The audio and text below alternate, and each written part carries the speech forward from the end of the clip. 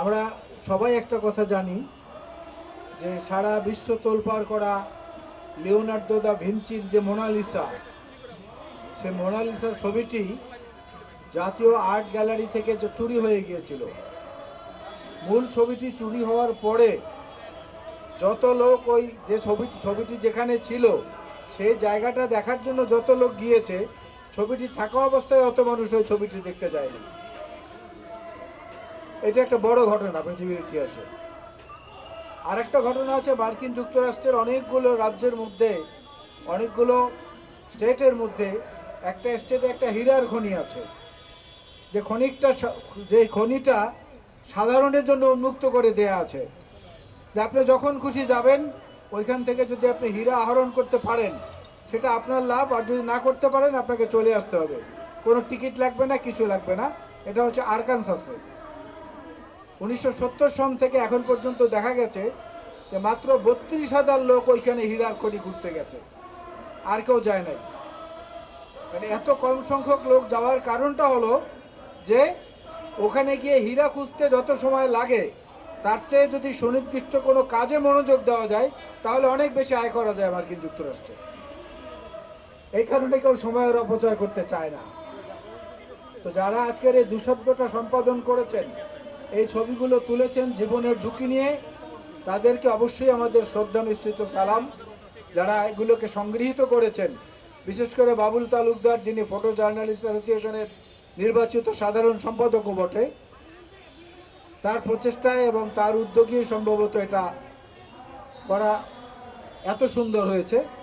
তারপরেও আমার কাছে মনে হয় যে কিছু একটা শূন্যতা এখানে রয়ে গেছে। সেই শূন্যতাগুলো ভবিষ্যতে পূরণের জন্য আমরা আমাদের পক্ষ থেকে যেটা বলার ইতিমধ্যে কিছু বলেছি বাবুল তালুকদার সাহেবকে, এবং পরবর্তীতে আরও বলবো।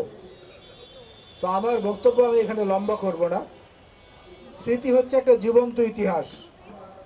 এই ইতিহাসের দিকে তাকালে মাঝে মাঝে অতীতের অনেক কথা মনে পড়ে, এবং এই অতীতের কথা মনে পড়ার মধ্য দিয়ে ভবিষ্যৎ পথ নির্দেশনারও একটা রূপরেখা পাওয়া যায়। ছবি হচ্ছে এমন একটা জিনিস।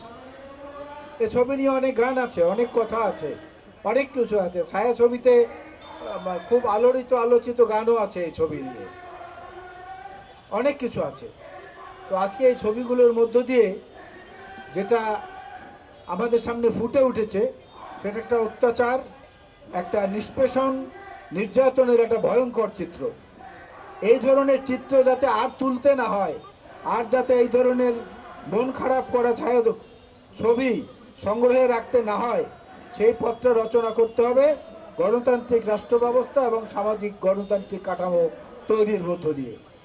সেই সামাজিক অবকাঠামো তৈরির যে কাজ বিএনপি সরকার হাতে নিয়েছেন, বিশেষ করে মাননীয় প্রধানমন্ত্রী জনাব তারেক রহমানের উদাহরণ সৃষ্টিকারী ব্যক্তি জীবনের যে উদাহরণগুলো যে আমরা দেখতে পাচ্ছি, ব্যক্তি জীবনের যে আচরণগুলো আমরা দেখতে পাচ্ছি, এগুলোকেও যদি আমরা সমাজের মধ্যে ছড়িয়ে দিতে পারি, নিজের ব্যক্তি জীবনে, নিজের পারিবারিক জীবনে, সেটাও কিন্তু গণতান্ত্রিক অবকাঠামো তৈরিতে সামাজিক একটা পিলার হিসাবে কাজ করবে। আর একই সঙ্গে গণতন্ত্রকে রক্ষার জন্য মতের ভিন্নতা থাকবে, এটা খুবই স্বাভাবিক। সেই মত ভিন্নতাকে জাতীয় স্বার্থের ব্যাপারে মতকে পরিণত করার প্রচেষ্টা আমাদের সবার মধ্য থেকে থাকতে হবে।